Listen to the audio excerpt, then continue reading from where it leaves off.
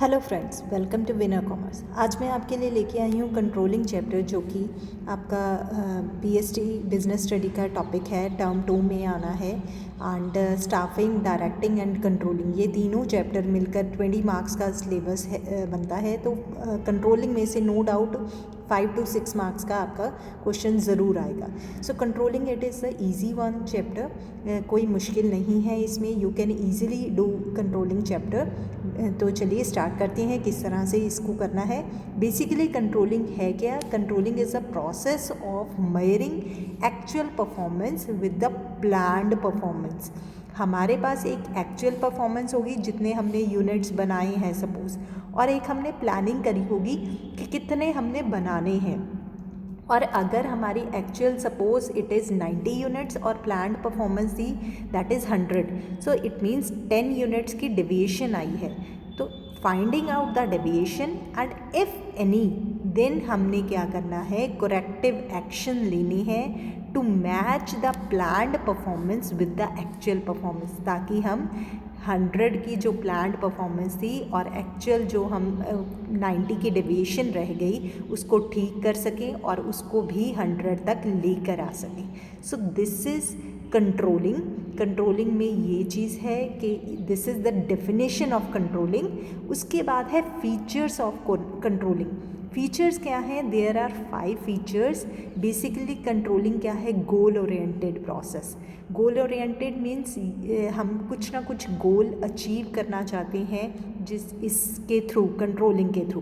Then is pervasive. Pervasive means ये हर कहीं हर तरह की ऑर्गेनाइजेशन में एप्लीकेबल है, हर तरह के इंस्टीट्यूट्स में एप्लीकेबल है कंट्रोलिंग। ये नहीं है कि हमने एक बार इसको किया उसके बाद हम बंद कर देंगे। सो it is a ongoing process also. It is forward as well as backward looking. हमने हर चीज़ को ध्यान में रख के कंट्रोलिंग प्रोसेस करना है, फॉरवर्ड भी बैकवर्ड भी। It is not the last function of management. ये नहीं है कि कंट्रोलिंग करके हम बैठ गए, हमने आगे कुछ नहीं करना। So it is not the last function of management. Then last one is it brings back the management cycle back to the planning. और ये वापस हमें किस पे लेके आ जाता है? प्लानिंग करने पे, ताकि हम और प्लान कर सकें हमारे से क्या मिस्टेक्स हुई हैं उसको हम करेक्ट कर सकें। So basically these are the features of controlling. Then importance of controlling में याद रखने के लिए there are 6 points of importance of controlling. 6 points हैं जो आपने किस तरह से याद रख सकते हो। जियो टर्म तो आपको याद ही है, JIO, ठीक है। Judging accuracy of standards, improving, helps in improving and motivating the employees, helps in making optimum use of resources, JIO। यहाँ पर आप लिख सकते हैं helps in improving motivation of the employees, motivation या motivating the employees, then helps in making optimum use of resources, JIO, then ensuring order and discipline, facilitates in providing direction to the workers, and helps in accomplishing organizational goal। सो सबसे पहली importance है judging the accuracy of standard. हम check कर रहे हैं कि कौन हमने स्टैंडर्ड अचीव कर रहे हैं, किस तरह से है, क्या एक्यूरेट हैं स्टैंडर्ड्स जो हमने स्टैंडर्ड्स रखे हैं, प्लान्ड परफॉर्मेंस हमने रखी है, दैट इज़ एक्यूरेट और not. Then improving and motivating the employees, हम एम्प्लॉयज़ को मोटिवेट कर रहे हैं इसके थ्रू। Then optimum use of resources, JIO। EFA से क्या बन गया? ensuring order and discipline, facilitates in providing direction to the employees, accomplishing organizational goals. So this is all about JIO EFA, importance of controlling।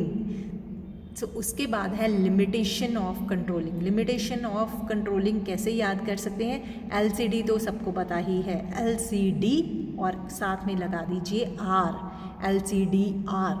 सो क्या बन जाएगा इसका?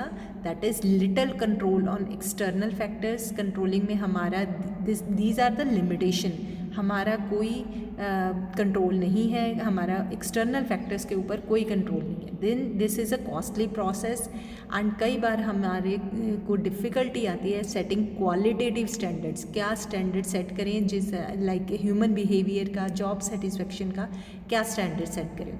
Then last one is resistance from employees. हमें employees से resistance कई बार मिलती है कि किस तरह हमने काम करना है। So these are the limitation, LCDR, और उसकी थी JIOEFA।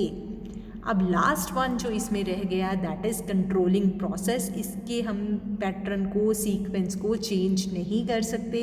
सो इसके याद करने के लिए हम लिख सकते हैं SMCAT, कैट। एग्ज़ाम तो पता ही है, अदरवाइज कैट तो पता ही है। देन SMCAT में क्या है, सबसे पहले हमने एक स्टैंडर्ड सेट करना है, setting up the standard. Then उसको मेजर करना है एक्चुअल परफॉर्मेंस के। सपोज़ मैंने सेट किया स्टैंडर्ड 100 का, मेजर करा हमने, एक्चुअल परफॉर्मेंस किया, देन इट इज़ ऑफ 90। फिर हमने क्या करना है, कंपेयर करना है। कंपेयर कितना किया, ये 100 है और ये 90 है। देन एनालाइजिंग द डेविएशन कितने की हुई, 10 की। उसको कहाँ पर जाकर हमने करेक्ट करना है, taking corrective action. So last में हम क्या करेंगे, करेक्टिव एक्शन लेंगे। So this is all about controlling chapter. बहुत ही आसान चैप्टर है, you can easily prepare this chapter, nothing to worry about this. Term 2 में आप इजीली इस चैप्टर से मार्क्स गेन कर सकते हैं। निमोनिक आपको बता दिए हैं मैंने कि किस तरह से निमोनिक है। फर्स्ट वन इज़ कंट्रोलिंग का टॉपिक है, कंट्रोलिंग किसको कहते हैं। देन फीचर्स ऑफ कंट्रोलिंग है, there are 5 features, there are 6 importance of controlling, JIOEFA, 6 importance of controlling. Then 4 limitation of controlling, then that is LCDR, limitations of controlling होगी। और 5 points हैं जो कि आपके कंट्रोलिंग प्रोसेस के हैं, that is SMCAT। I hope this video will be helpful to you. Please like, share, subscribe my channel. Thank you. Thanks a lot.